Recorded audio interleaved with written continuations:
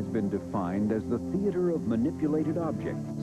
For thousands of years, puppets have been used by shamans as potent cultural symbols in religious, healing, and social ceremonies. At the Center for Puppetry Arts in Atlanta, Georgia, exotic puppets from around the world share the spotlight with the creations of the late Jim Henson, who consistently strove to revitalize this venerable art. In 1986, a new television series, Jim Henson's The Storyteller, debuted. It became the testing ground for technology that would bring together more than 2 decades of applied experimentation. Let me see. Certainly not. Important things in this bag. Well, tell your story, then we can eat them. The Storyteller's dog, a character who opened each episode, was the first puppet operated with a new computer program called the Performance Control System. This allowed one performer to control literally dozens of servo motors or actuators in a character's head. And this is no laughing matter. I'm talking about a thing beginning with S and with several revolting blacks. What you going on about? You don't mean this. This control system would help bring puppeteering into a new realm of performance possibilities. We have a visitor. The performance control system became necessary because our technology was getting more and more sophisticated in terms of what we did at the head end of any character. And we were capable of doing remote heads that had a huge number of different actuators in them. But of course, at the control end, that meant that we needed a huge number of different people controlling them. Henson's research and development team, led by David Hausman, was determined to streamline the process. The idea was that a single control switch, instead of operating just one of many mechanical muscles, could activate a complete expression. A bit of asymmetry gets that cross-expression going. Let's just try that out now. I think that's pretty well what we want. I ask people, what would you like to perform? Do you really want to perform these individual bits? How about expressions? How about a control that says smile? And this is kind of a bit of a breakthrough, because to achieve that compound movement before meant moving perhaps a dozen levers. What it allowed me to do was give the character real physical mannerisms and trait expressions, and that's really very valuable.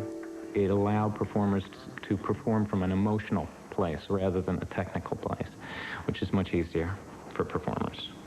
For the cartoon-based comedy, The Flintstones, the performance control system was used to animate many of the prehistoric creatures that inhabit the movie. And go with the Brontosaurus. That's it. We wanted the elements of whimsy and of fantasy and of magic that the cartoon has.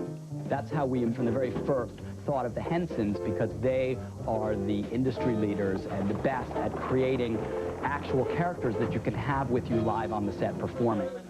Creatures like this record-playing bird are brought to life by the performance control system. Small movements such as eye blinks and breathing can be programmed to occur at regular intervals. This frees the puppeteer to concentrate on the subtleties of performance.